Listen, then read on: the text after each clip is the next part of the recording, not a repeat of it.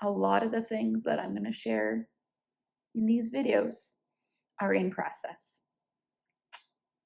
And I've decided that that's okay, because we're all in process. You're in process. I'm in process. We're all in process. And I've learned that that's a good thing.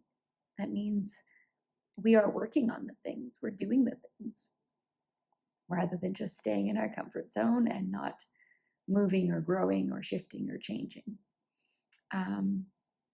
So I just wanted to lead with that, because I don't want you to think that I have all the answers.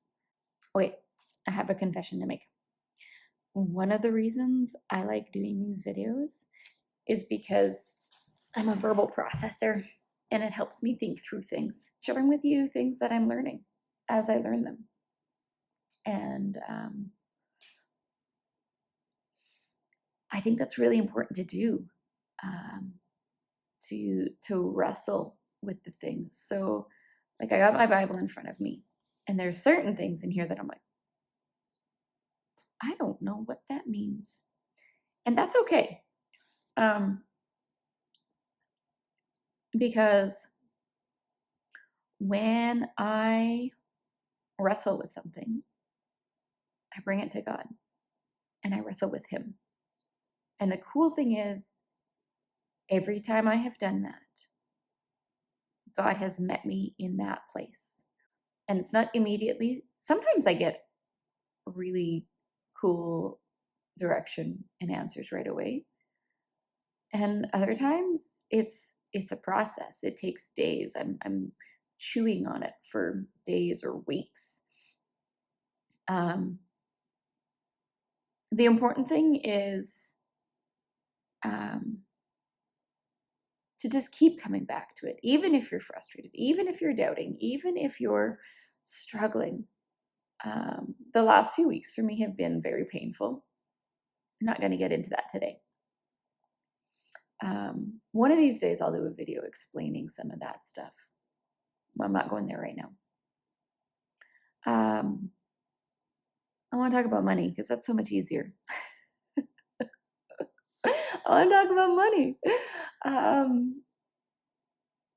For some reason, money is so much more,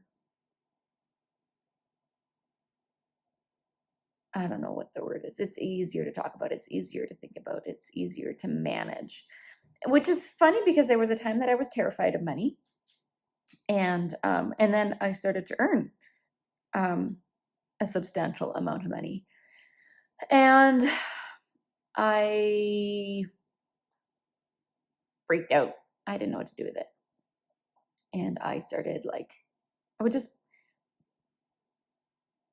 I'd either spend it on things that we could now afford, or I'd spend it on, like, my business, because that's a tax write-off, so that was practical. Or I'd give it away, which, not a bad thing. But I had no plans in place. And so part of the inspiration for this video is that I just listened to a teaching, I guess, on financial stewardship. And the interesting thing is, then this morning, the verse in Luke came up. I'll read it to you, Matthew 16. Whoever can be trusted with very little can also be trusted with much. And whoever is dishonest with very little will also be dishonest with much. I thought that was interesting. So this verse has been brought. This and the one in Matthew. Matthew 25:14. No, not 14. I'm going to go down a little bit further.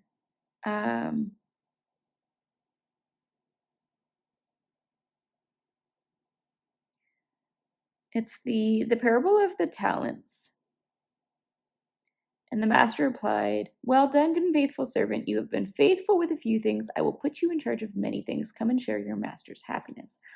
Okay, so these verses have been highlighted for me as financial stewardship verses. which they are. They absolutely are.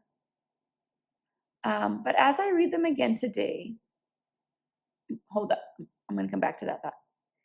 They are financial stewardship. And because of these verses, I was motivated and inspired to steward what we had been given much, much better. But not just our money, our time, our talents, everything that we have to steward well. We live in the bounds of time and space, and there are limitations in this world, and so we have to steward what we have well. And we have to remember that we are not just a body that needs food and clothes and money. We don't actually need money. Well, we do, whatever. That's beside the point. We are an eternal being. So on my wall is a phrase, invest only in that which is eternal. Do you guys remember that one? Now, I even struggle with it. I put it there to remind me. Everything on my wall is not because I've mastered it. The verses that I put on the fridge, they're not because I've mastered those verses. They're there because they comfort me and they remind me to do the things that I value. That one behind me, it says the most important work you will ever do will be within the walls of your own home. I need that reminder because work within the home is really hard. And I don't say that to burden you or to put guilt on you.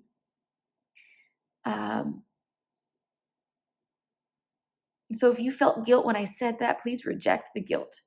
It's not on you. It's just a fact of life.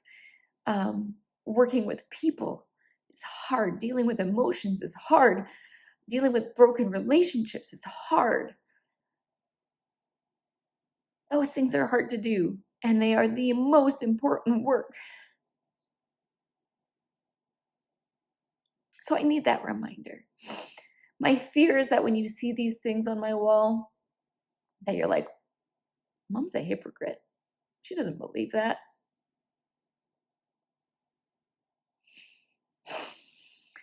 I do. And I need reminders because I'm human. And for some reason, I am wired to understand money and business more easily than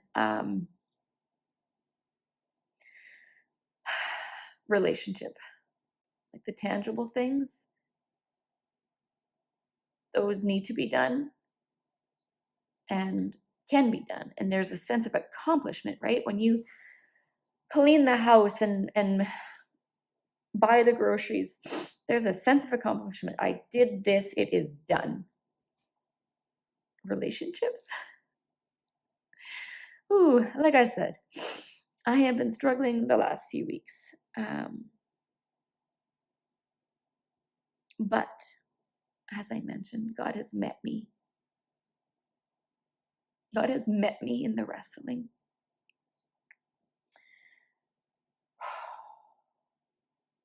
I have a verse on the fridge right now. 1 Corinthians 2, 1-3. And I was with you in weakness and in fear and in much trembling.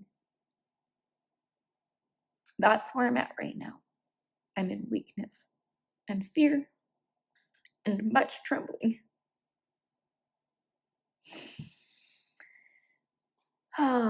And he is with us. That verse is referring to Paul. And Paul's writing that to the Corinthians. They had screwed up. They had screwed up. And he's writing them to encourage them and to admonish them, to point out, like, you can't keep doing that. Like, you can't call yourselves Christians and deal with that. So that's what brings me to the next point. I'm going to stop this video here because my goal is to try and keep them under 10 minutes. but I'm going to continue in the next video.